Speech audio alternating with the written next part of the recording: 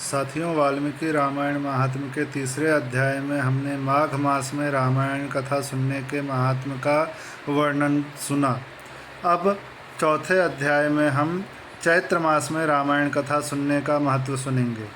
इस अध्याय में नारद जी सनत कुमार को और सूत ऋषि अन्य ऋषियों को यह कथा सुना रहे हैं।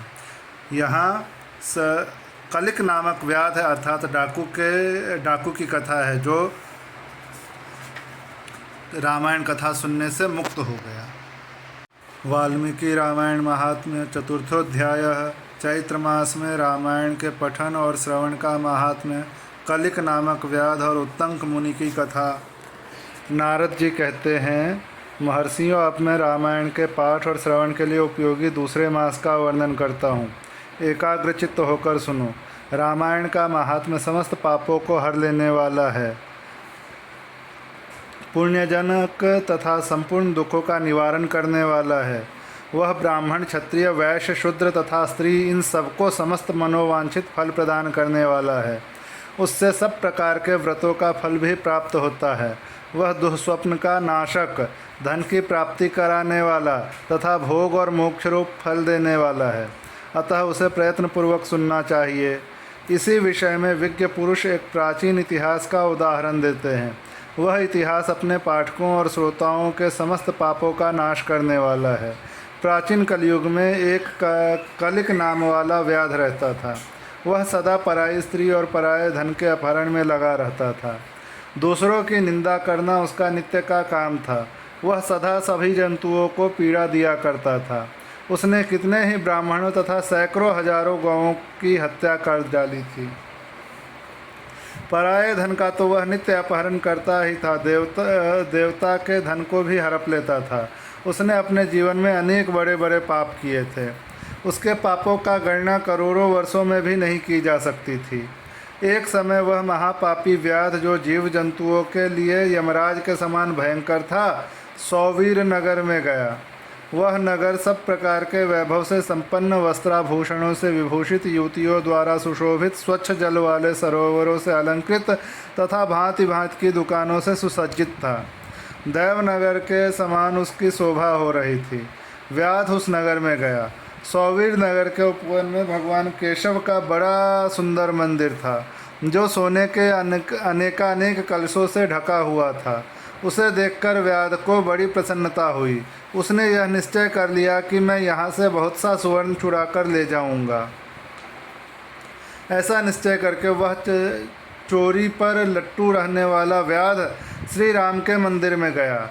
वहाँ उसने शांत तत्वार्थवेत्ता और भगवान की आराधना में तत्पर उत्तंक मुनि का दर्शन किया, जो तपस्या की निधि थे। वे अकेले ही रहते थे। उनके हृदय में सबके प्रति दया भरी थी। वह सब ओर से निष्प्रिय थे। उनके मन में केवल भगवान के ध्यान का ही लोभ बना रहता था। उन्हें वहाँ उपस्थित देख व्याध ने उनको चोरी में विघ्न डालने वाला समझा। तदनंतर जब आधी रात हुई, तब वह देवता संबंधी द्रव्य समूह लेकर चला। उस मदोन्मत्त व्याध ने उत्तंक मुनि की छाती को अपने एक पैर से दबाकर हाथ से उनका गला पकड़ लिया और तलवार उठाकर उन्हें मार डालने का उपक्रम किया। उत्तंक ने देखा व्याध मुझे मार डालना चाहता है, तो वे उससे इस प्रकार बोले। उत्तंक ने कहा, ओ भले मानुष, तुम व्यर्थ ही मुझे मारना चाहते हो। मैं तो सर्वथा निरपराध हूँ। लुब्धक, बताओ तो सही, मैंने तुम्हारा क्या अपराध किया है? संसार में लोग अपराधी की ही प्रयत्नपूर्वक हिंसा करते हैं। सौम्य सज्जन निरपराध की व्यर्थ हिंसा नहीं करते हैं। शांत चित्त साधु पुरुष अपने विरोधी तथा मूर्ख मनुष्यों में भी सद्गुण की स्थिति देखकर उनके साथ विरोध नहीं रखते हैं। जो मनुष्य बारंबार दूसरों की गाली सुनकर भी क्षमाशील बना रहता है, वह उत्तम कहलाता है। उसे भगवान विष्णु का अत्यंत प्रियजन बताया गया है। दूसरों के हित साधन में लगे रहने वाले साधुजन किसी के द्वारा अपने विनाशक समय उपस्थित होने पर भी उसके साथ वैर नहीं करते। चंदन का वृक्ष अपने को काटने पर भी कुठार की धार को सुवासित ही करता है। अहो विधाता बड़ा बलवान है। वह लोगों को नाना प्रकार से कष्ट देता रहता है। जो सब प्रकार के संग से रहित है उसे भी दुरात्मा मनुष्य सताया करते हैं। अहो दुष्टजन, इस संसार में बहुत से जीवों को बिना है किसी अपराध के ही पीड़ा देते हैं। मल्लाह मछलियों के, चुगलखोर सज्जनों के और व्याध मृगों के इस जगत में अकारण वैरी होते हैं। अहो माया बड़ी प्रबल है, यह संपूर्ण जगत को मोह में डाल देती है तथा स्त्री, पुत्र और मित्र आदि के द्वारा सबको सब प्रकार के दुखों से संयुक्त कर देती है। मनुष्य पराये धन का अपहरण करके जो अपनी स्त्री आदि का पोषण करता है वह किस काम का, क्योंकि अंत में उन सबको छोड़कर वह अकेला ही परलोक की राह लेता है। मेरी माता, मेरे पिता, मेरी पत्नी, मेरे पुत्र तथा मेरा यह घर बार, इस प्रकार ममता व्यर्थ ही प्राणियों को कष्ट देती रहती है। मनुष्य जब तक कमाकर धन देता है तभी तक लोग उसके भाई बंधु बने रहते हैं और उसके कमाए हुए धन को सारे बंधु बांधव सदा भोगते रहते हैं। किंतु मूर्ख मनुष्य अपने किए हुए पाप के फलस्वरूप दुख को अकेला ही भोगता है। उत्तंक मुनि जब इस प्रकार कह रहे थे तब उनकी बातों पर विचार करके कलिक नामक व्याध भय से व्याकुल हो उठा और हाथ जोड़कर बारंबार कहने लगा, प्रभो मेरे अपराध को क्षमा कीजिए। उन महात्मा के संग के प्रभाव से वह भगवान का सानिध्य मिल जाने से उस लुब्धक के सारे पाप नष्ट हो गए तथा उसके मन में निश्चय ही बड़ा पश्चाताप होने लगा।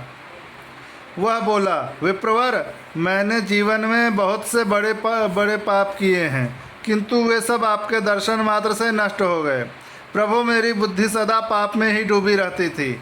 मैंने निरंतर बड़े बड़े पापों का ही आचरण किया है। उनसे मेरा उद्धार किस प्रकार होगा? मैं किसकी शरण में जाऊं? पूर्व जन्म के किए हुए पापों के फल से मुझे व्याध होना पड़ा है। यहाँ भी मैंने पापों के लिए ही जाल बटोरे हैं। ये पाप करके मैं किस गति को प्राप्त होऊंगा? महामना, कलिक की यह बात सुनकर ब्रह्मर्षि उत्तंक इस प्रकार बोले। उत्तंक उवाच, उत्तंक ने कहा, महामते व्याध, तुम धन्य हो, तुम्हारी बुद्धि बड़ी निर्मल और उज्ज्वल है, क्योंकि तुम संसार संबंधी दुखों के नाशक का उपाय जानना चाहते हो। चैत्र मास के शुक्ल पक्ष में तुम्हें भक्ति भाव से आदरपूर्वक रामायण की नवाह कथा सुननी चाहिए। उसके श्रवण मात्र से मनुष्य समस्त पापों से छुटकारा पा जाता है। उस समय कलिक व्याध सारे पाप नष्ट हो गए। कलिक व्याध के सारे पाप नष्ट हो गए। वह रामायण की कथा सुनकर तत्काल मृत्यु को प्राप्त हो गया। व्याध को धरती पर पड़ा हुआ देख दयालु उत्तंक मुनि बड़े विस्मित हुए। फिर उन्होंने भगवान कमलापति का स्तवन किया। रामायण की कथा सुनकर निष्पाप हुआ व्याध दिव्य विमान पर आरूढ़ हो उत्तंक मुनि से इस प्रकार बोला, विद्वान, आपके प्रसाद से मैं महापातकों के संकट से मुक्त हो गया, अतः मैं आपके चरणों में प्रणाम करता हूँ। मैंने जो किया है मेरे उस अपराध को आप क्षमा कीजिए। सूत उवाच, सूत जी कहते हैं, ऐसा कहकर कलिक ने मुनिश्रेष्ठ उत्तंक पर देव कुसुमों की वर्षा की और 3 बार उनकी परिक्रमा करके उन्हें बारंबार नमस्कार किया। तत्पश्चात अप्सराओं से भरे हुए संपूर्ण मनोवांछित भोगों से संपन्न विमान पर आरूढ़ हो वह श्रीहरि के परम धाम में जा पहुंचा। अतः विप्रवरो, आप सब लोग रामायण की कथा सुने। चैत्र मास के शुक्ल पक्ष में प्रयत्न पूर्वक रामायण की अमृतमयी कथा का नवाह पारायण अवश्य सुनना चाहिए। इसलिए रामायण सभी ऋतुओं में हितकारक है। इसके द्वारा भगवान की पूजा करने वाला पुरुष मन से जो चाहता है उसे निसंदेह प्राप्त कर लेता है। सनत कुमार, तुमने जो रामायण का महात्म्य पूछा था वह सब मैंने बता दिया। अब और क्या सुनना चाहते हो? इस प्रकार श्री स्कंद पुराण के उत्तरखंड में नारद सनत कुमार संवाद के अंतर्गत रामायण महात्म्य के प्रसंग में चैत्र मास में रामायण सुनने के फल का वर्णन नामक 4था अध्याय पूरा हुआ।